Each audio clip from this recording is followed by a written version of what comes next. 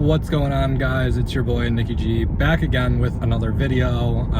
In the car driving right now, but I spend so much time in the car, I thought, why not get some footage in when I can. I ordered a holder for my phone once I came up with this brilliant idea to multitask when I'm doing some other stuff, doing some Uber and some stuff like that.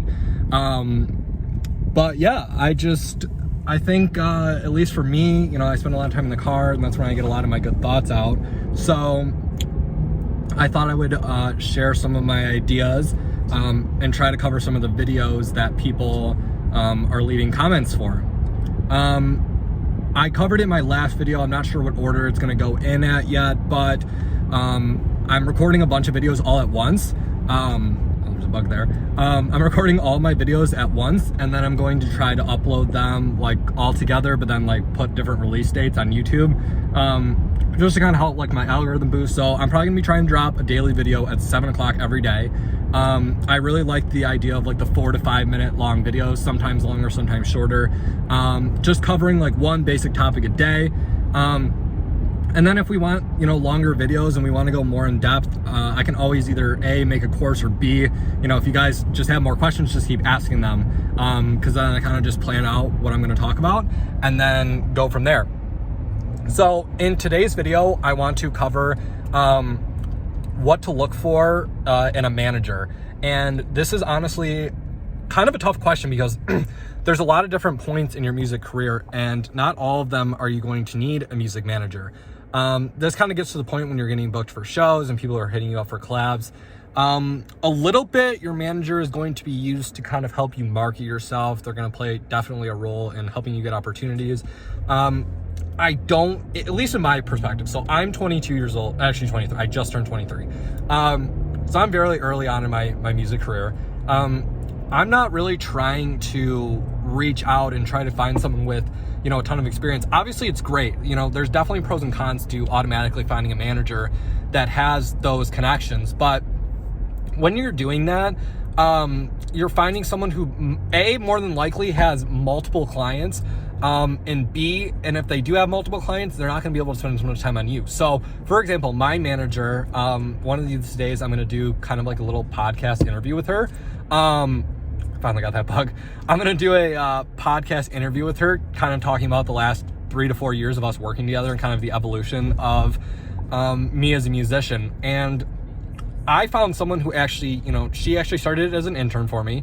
I'll get into that in a different video. I think interns are really helpful and other workers, but actually the whole idea of having a staff is kind of a huge series. So I'm going to try to knock some of those videos out. But that manager, you know, she worked for me as an intern, and we just developed a relationship, and finding a manager that's really as equally as hungry and not just in it for the paycheck is really important. And that's definitely harder to find than I'm making it seem. So, obviously your manager needs to be paid, and, you know, it kind of depends on who it is, you know, how young they are they in a company.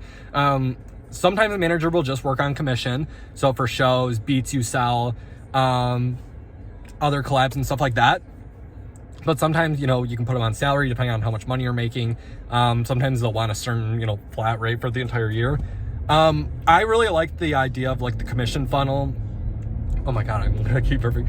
I like the idea of the commission funnel because it kind of gives people an incentive to work. You know, if you find the right person, you don't really have to worry about incentivizing them because, you know, if they're in it for them, chances are, you know, they're trying to benefit off it too. So like my manager, she works for Def Jam now. And obviously having that, you know, managerial experience is definitely going to help her in her real world job. So she's, you know, she tries as hard as I go, just, you know, reaching out for gigs and blogs and placements. And you just try to find someone who you like see eye to eye on, someone who's like, not even really, it's kind of tough. Like it's almost like a best friend in the industry. Obviously you're going to have certain friends and certain connections in the industry, but you know, that manager is going to be someone you probably talk to every day, every other day. And they're going to make huge decisions for you. They're going to make, you know, negotiations. So you never want to rush into a manager. It definitely is going to come natural to you. It almost sounds like I'm talking like a relationship. But yeah, you really just want to find someone who you know you're going to be compatible with, and that they're going to put in the amount of time that you're putting into yourself. Because at the end of the day, your brand is a huge investment, and you really want to put, you have to have all the right pieces to go with it. Otherwise, it's going to fall apart, and you're going to be trying to dig yourself out of a huge hole the entire time if you have a crap manager and they sign bad deals and you get the wrong people working for you. Trust me, I went through all of this. I have probably enough material in the 4 years I've been in the music industry to make 1 million YouTube videos. And I've kind of felt like, me getting this off will kind of help some other people find some stuff and kind of learn from my mistakes, and yeah, try not to pay the wrong people. So a little bit one of the longer videos. I think we're coming up to about 6 minutes now. So kind of just to recap, this is very short about the manager. I mean, I could talk about, how your manager is going to affect your career for hours and hours and hours, but this is just a quick, brief intro to that. So just to recap real quick, find someone you're compatible with. Find someone who is just as equally passionate about you. And if you can't, don't force it. Like, you're going to find someone, and there's so many managers in the world. And even if you have to be, independent for a while, like, you're not paying someone, like, just go your own way. Like, someone is going to find you. It's going to happen. Especially the bigger you get in the industry, the more people are going to come after you. So oh my God, the sun is really bright. I guess that's what you get for filming in the car, but want to keep it realistic. So that's what I got today for this video. Hope you guys liked it. I'll see you guys tomorrow.